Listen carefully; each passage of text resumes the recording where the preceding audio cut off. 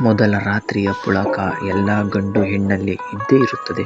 ಆದರೆ ಹೊಸ ಅನುಭವ ಹೇಗೋ ಏನೋ ಎಂಬ ಅಳುಕು ಕೂಡ ಅನೇಕರಲ್ಲಿ ಕಾಡುತ್ತಿರುತ್ತದೆ. ಹಲವರಿಗೆ ಈ ಅನುಭವ ಕೂಡ ಮೊದಲನೇ ಬಾರಿಯಾಗಿರುತ್ತದೆ. ಮೊದಲ ಚುಂಬನ, ಮೊದಲ ಆಲಿಂಗನ, ಮೊದಲ ಪ್ರೇಮ ಸಂಮೋಹನ, ಮೊದಲ ಮಿಲನ ಮಹೋತ್ಸವ. ಹೊಸ ಮನೆ, ಹೊಸ ಮಂಚ, ಹೊಸ ವಾಸನೆ, ಹೊಸ ಅಮಲು. ಗೆಜ್ಜೆಯ ಸದ್ದು ಮಾಡುತ್ತಾ ಮೆಲ್ಲನೆ ಹೆಜ್ಜೆ ಇಟ್ಟು ಬರುವ ಸೀರೆಯುಟ್ಟ ನಾರಿಗೆ ಲಜ್ಜೆಯಾಗದೆ ಇರಲು ಸಾಧ್ಯವೇ?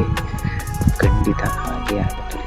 ತನ್ನನ್ನು ತಾನು ಒಪ್ಪಿಕೊಳ್ಳುವ ಮುನ್ನ ಏನೋ ಒಂಥರ, ಆದರೆ ಸಂಕೋಚ ಪಟ್ಟುಕೊಂಡು ಹಾಸಿಗೆಯಲ್ಲಿ ಕರಗಿದ ಹೂವಿನ ಬಕಳೆಯೊಂದಿಗೆ ಮಾತ್ರ ಸಂಭಾಷಿಸುತ್ತಾ ಕುಳಿತಿರಲು ಸಾಧ್ಯವೇ? ಗಂಡಸು ಹಾಗಲ್ಲ.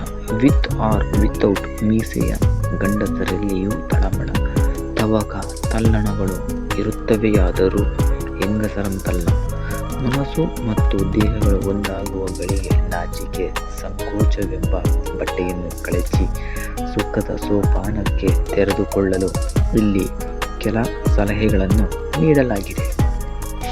ಹೆಂಡತಿಯಲ್ಲಿನ ಸಂಕೋಚವನ್ನು ಹೋಗಲಾಡಿಸಲು ಜವಾಬ್ದಾರಿ ಪುರುಷನ ಮೇಲಿರುತ್ತದೆ. ನಲ್ಲೆಯನ್ನು ಹೊಸ ವಾತಾವರಣಕ್ಕೆ ತಂದಿಕೊಳ್ಳುವಂತೆ ಮಾಡಿ ಸಂಕೋಚ ಹೋಗಲಾಡಿಸುವ ಕೆಲಸಕ್ಕೆ ಮೊದಲು ಕೈ ಹಾಕಬೇಕು. ಸಂಗಾತಿಯೊಂದಿಗೆ ಮನಬಿಚ್ಚಿ ಮಾತನಾಡಿ ಆರಂಭದಲ್ಲಿ ಕೆಲ ವಿಷಯಗಳನ್ನು ಮುಕ್ತವಾಗಿ ಹಂಚಿಕೊಳ್ಳುವುದು ಕಷ್ಟವೆನಿಸಬಹುದು. ಆದರೆ ಯಾವುದಕ್ಕೂ ಮೊದಲೆಂಬುದು ಇರಬೇಕಲ್ಲ. ಆ ಆರಂಭ ಮೊದಲ ರಾತ್ರಿಯಂತೆ ಶುರುವಾಗಲಿ. ನಲ್ಲ ಸ್ಪರ್ಶಿಸುವಾಗ, ಉಸಿರು ಬೆರೆಯುವಾಗ ಆತಂಕಗಳನ್ನು ತ್ಯಜಿಸಿಬಿಡಿ. ಯಾಕೆಂದರೆ ಸ್ಪರ್ಶಿಸುತ್ತಿರುವವನು ಬಾಳ ಸಂಗಾತಿ ಎಂಬುದು ನೆನಪಿರಲಿ. ಕೈಗಳು ಆಲಿಂಗಿಸಿದಾಗ ಆ ಕೈಗಳೇ ಬಾಳಿನುದ್ದಕ್ಕೂ ಕೈ ಹಿಡಿದು ನಡೆಸುವವೆಂಬ ಅರಿವು ಮನದಲ್ಲಿ ಮೂಡಲಿ. ಯಾವುದಕ್ಕೂ ಗಡಿಬಿಡಿ ಬೇಡ. ಎಲ್ಲವೂ ಹಂತವಾಗಿ ಮುಂದುವರಿಯಲಿ. ಯಾವುದು ಬೇಕು, ಯಾವುದು ಬೇಡ ಎಂಬ ಸಂಗತಿಯನ್ನು ಆರಿಕೆ ಮಾಡಿಕೊಳ್ಳಿರಿ. ಎಣ್ಣೆ ಬಂದಾಗ ಕಣ್ಣು ಮುಚ್ಚಿಕೊಳ್ಳುವುದು ಜಾಣತನವಲ್ಲ. ಪ್ರತಿಯೊಂದಕ್ಕೂ ಸಂಗಾತಿಯನ್ನು ವಿಶ್ವಾಸಕ್ಕೆ ತೆಗೆದುಕೊಳ್ಳಿರಿ. ಸಂಭೋಗಿಸುವುದು ಅಸಹ್ಯಕರ ಎಂಬ ಸಂಗತಿಯನ್ನು ಮನದಲ್ಲಿಂದ ಮೊದಲು ಕಿತ್ತು ಹಾಕಬೇಕು. ಗಂಡನೊಂದಿಗೆ ಕಾಮಕೇಳಿಯಲ್ಲಿ ತೊಡಗುವುದು ಪಾಪವೂ ಅಲ್ಲ. ಆದರೆ ಸಂಗಾತಿಗೆ ಸಹ್ಯವಾಗುವಂತೆ ಮತ್ತು ಇಷ್ಟವಾಗುವಂತೆ ಮಿಲನ ಮಹೋತ್ಸವದಲ್ಲಿ ತೊಡಗಿಕೊಳ್ಳುವುದು ಅಷ್ಟೇ ಮುಖ್ಯ.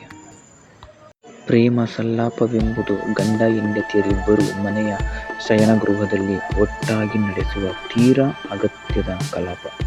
ಇಲ್ಲಿ ಪರಸ್ಪರ ವಿಶ್ವಾಸ, ಸ್ನೇಹ ಗಳಿಕೆ ತುಂಬ ಅಗತ್ಯ. ತೀರಾ ಸಂಕೋಚದಿಂದ ವರ್ತಿಸಿದರೆ ಇನ್ನೊಬ್ಬರ ಮೂಡ್ ಹಾಳಾಗಿ ಕಹಿ ಅನುಭವ ನೀಡುವುದು ಖಚಿತ. ಸಂಕೋಚ ಬಿಟ್ಟು ಮಿಲನ ಮಹೋತ್ಸವ ಆಚರಿಸಿಕೊಂಡರೆ ಮರೆಯಲಾಗದ ಸಂತಸ ಉಚಿತ.